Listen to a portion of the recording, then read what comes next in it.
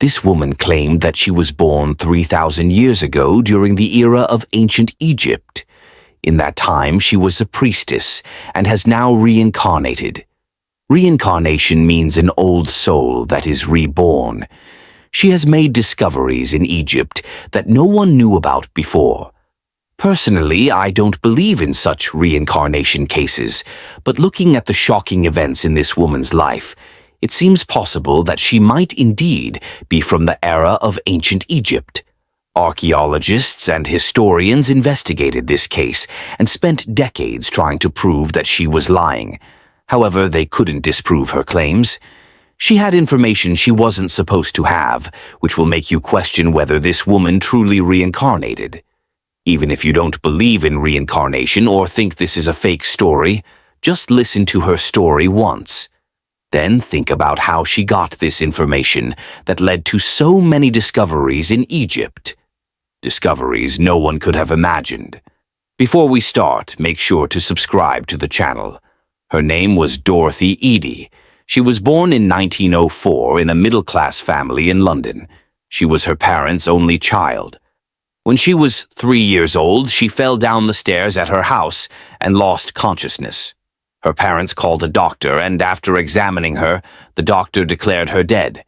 But just an hour later, when her parents were elsewhere, Dorothy stood up, went to her room, and started playing. Her parents and the doctor came into the room and were shocked to see her alive. In fact, her parents got angry at the doctor, questioning what kind of doctor he was for declaring a living child dead. The doctor swore that at the time she was indeed dead. After this incident, Dorothy's way of speaking became strange. Her accent had changed. Doctors and specialists said Dorothy was suffering from foreign accent syndrome, which is common in people who have experienced a severe head injury.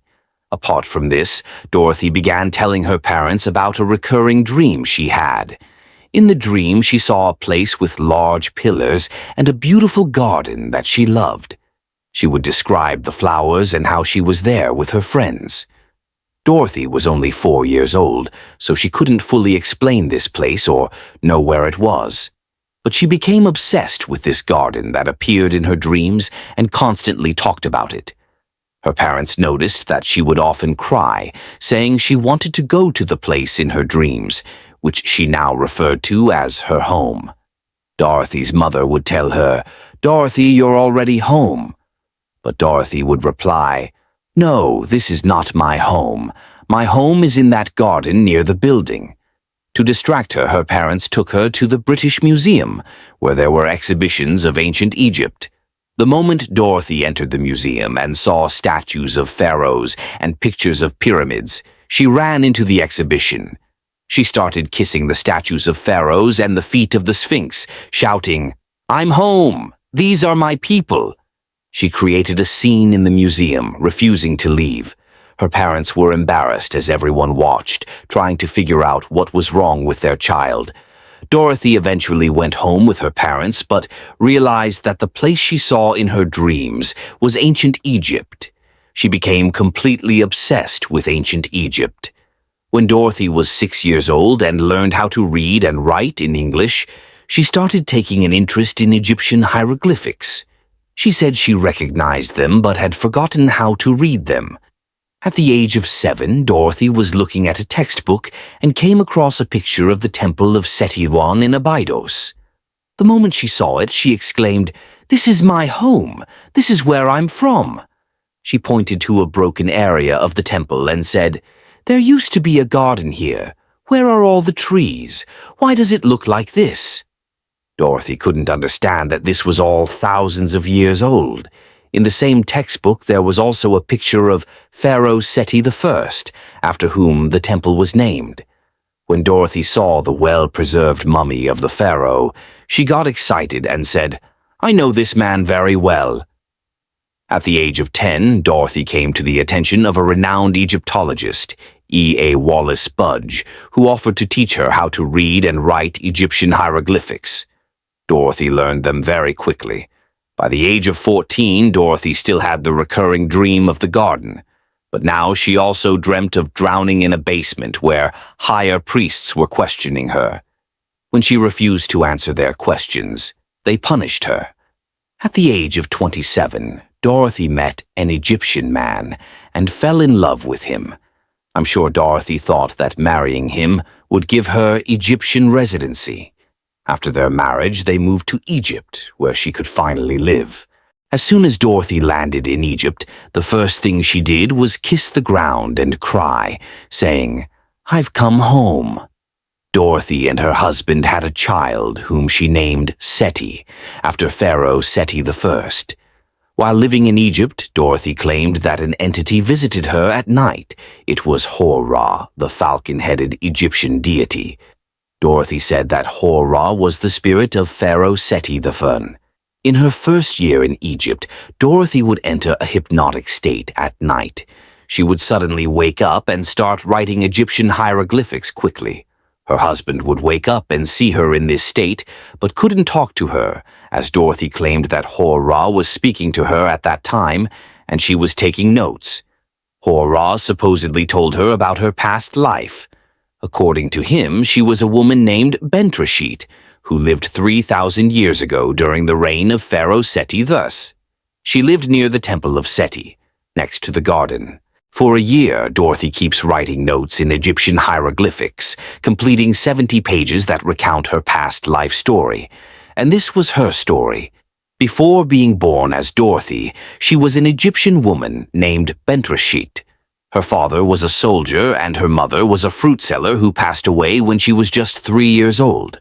Since her father couldn't take care of her, he sent her to the temple of Qom el-Sultan, where she grew up and later became a priestess. At the age of 12, Bentreshyt was given two choices. She could either leave the temple and live freely, or stay and dedicate her life to the temple. She chose to stay. A few years later, she met Pharaoh Seti I and fell in love with him. Bentreshyt became pregnant, but when her pregnancy was discovered, the high priests questioned her. When she refused to reveal the father's name, they punished her. This was the same scene Dorothy used to see in her recurring childhood nightmares. To protect Pharaoh Seti's name from public scandal and disgrace, Bentreshyt ultimately took her own life. Dorothy's husband grew frustrated seeing her in this state, awake at night writing in a hypnotized condition and deeply obsessed with Egypt. Exhausted by this behavior, he divorced her. Dorothy then moved to another city with her child, naming him Seti. Because of this, people began calling her Omm Sety, meaning Mother of Seti. During this time, Dorothy started working with the Egyptian Department of Antiquities. She had a highly successful career in Egyptology, and for nearly 20 years, she focused her research on the Temple of Seti I and its surroundings. She believed that she had once lived there in her past life. In 1952, at the age of 50, Omm Sety officially moved to Abydos and finally set foot inside the Temple of Seti I. She said it felt like returning home. She even made her office in one of the temple's rooms and spent most of her time there. She befriended a cobra inside the temple and fed it daily. Omm Sety contributed greatly to Egyptology, but she became famous for her inexplicable knowledge of the temple's layout and history.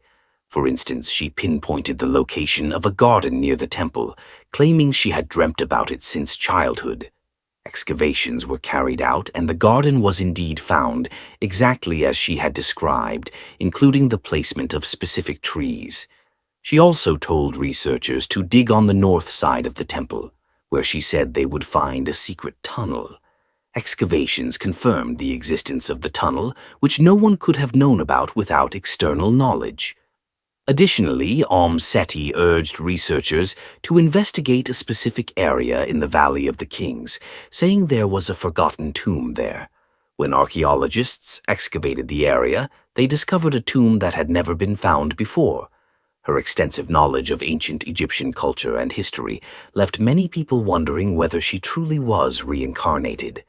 One of the most significant discoveries tied to her insights was the tomb of Pharaoh Tutankhamun, one of history's greatest archaeological finds. Unlike other tombs, which had been looted over the centuries, Tutankhamun's tomb remained untouched for over 3,245 years. It was first opened in modern times, and the treasures found inside were astonishing. If you're curious about what was discovered in Tutankhamun's tomb, I've made a separate video about it, which I highly recommend watching. See you in that video. Thanks for watching.